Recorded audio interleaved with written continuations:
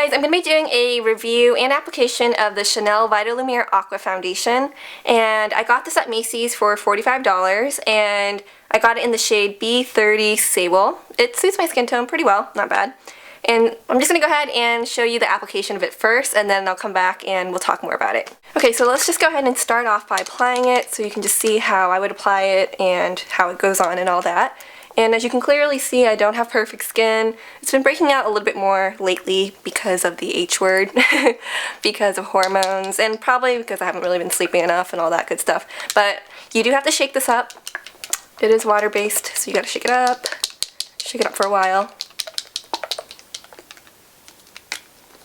And I like to use my fingers. I've tried using a brush and all that, but I just feel like I get the desired finish when I use my fingers. So I'm just going to apply some on my fingertip.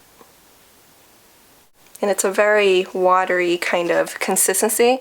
And even as I spread it across my face, you should be able to see that. It's just like, it's like water. Just gonna dot that around.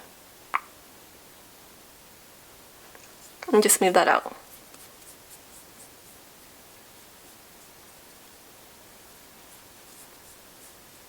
Very, very thin.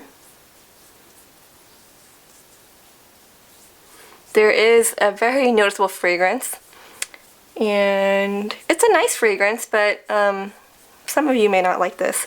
I don't really prefer it. It wasn't a deal breaker, obviously, because I still got it even after having it applied on my face. But it'd be nice if it didn't have it.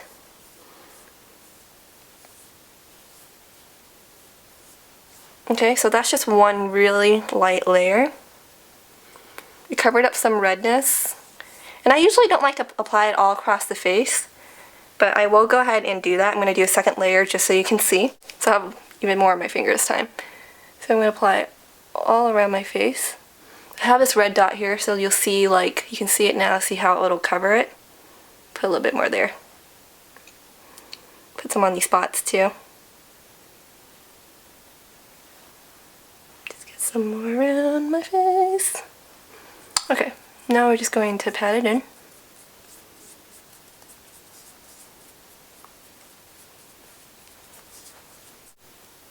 Okay, so this is the second layer. Even then, it still feels very light.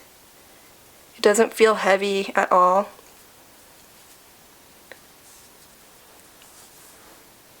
You see that dot there? It's not going to cover it because it's so sheer. But I'm just going to take a little bit more and spot conceal it. It's better to just go over that with a concealer, but just so you can see how buildable it is, because I know this might be important to some people. Okay, so there it is. It's concealed a little bit, but you can still see it because it is like a darker spot. But that gives you an idea that it's about light to medium coverage. And you can still see my skin peeking through for sure. It's almost like it just gave very minimal coverage but kind of evened out my skin tone some. So that's how that looks. It dries pretty quickly. It doesn't really feel sticky or anything. Okay, so we're zoomed back out. I did put some under eye concealer underneath my eyes, just my Maybelline one, so I don't want you to be misled in any way. But I didn't set the face with powder or anything because I like the finish that it gives. It gives a very nice second skin-like finish. Like, it's not too dewy, it's not too matte, it's more of like a semi-matte finish. I've tried it several times now. I got this like around Christmas time last year, and I've tried it wearing it with, you know, different skin care underneath and setting with powders. I find that my skin gets oily, you know, fairly quickly with this, not like extremely quickly as some other foundations I've tried, and I was kind of disappointed about that. But it's really something that you have to look into the ingredients about, because I know a lot of people love this foundation and I know it works well for a lot of people, and just because it might not work great for me doesn't mean that it might not work for you. I highly urge you to get a sample of it if you can and just see how it works out on you, because we all have different skin types. We have skin that reacts differently to different things, and we all have, you know, different preferences. You know, for example, if you want something with higher coverage, I wouldn't go for this. You probably wouldn't have considered this in the first place if you wanted wanted higher coverage. If you're looking for a really natural finish, then yes, that's what it's going to give you, because it looks like I'm wearing nothing at all. It's good if you want something that will help even out your skin tone and maybe just blur out some imperfections ever so lightly, because, you know, it's not going to cover everything. I feel like it could have done a little bit of a better job covering my enlarged pores, because that's what I hope for when I'm finding a foundation. Okay, so let's talk about the ingredients in this real quick. Well, obviously it is a water-based foundation, Aqua.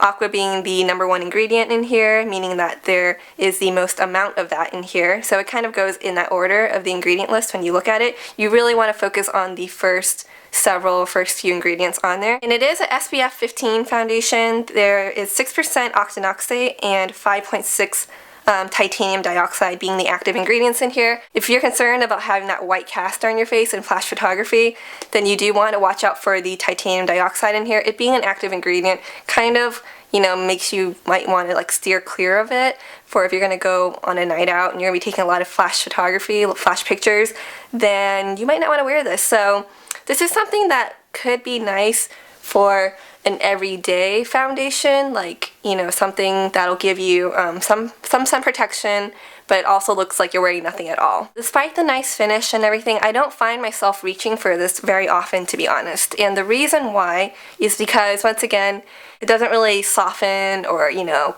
go over the pores that much. It does give a very sheer finish, which is nice. I don't mind that at all. Water is the first ingredient, and then alcohol is actually the third ingredient, and that's another reason, because I don't feel like it's very moisturizing at all.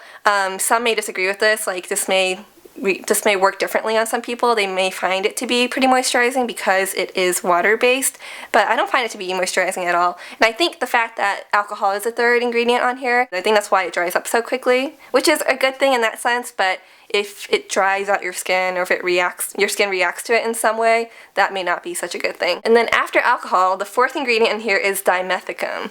Now that is probably a big reason as to why it kind of like glides over the skin and makes it look good. It just makes it look better, you know, makes your skin look better because of dimethicone. But my skin doesn't really like dimethicone. That's why I don't wear primers with all that dimethicone in it. You know, for example, like the Smashbox primer. And that is a primer that really helps like smooth out the skin, gives it that nice base before you apply foundation on it.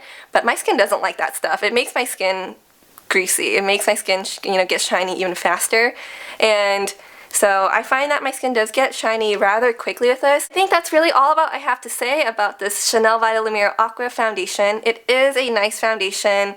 I do like it, but I find myself reaching for my BB cream a lot more. I like how the BB cream is a little bit more moisturizing. It does a nice job of covering up the pores. So for now, the BB cream is still my #1 thing to wear day to day. Thanks so much for watching. I hope you found this review at all helpful. If you've tried this out, please let me know. Let me know how it works out for you, because I know it works out differently for different people. And that's it. Thanks for watching. Bye, guys.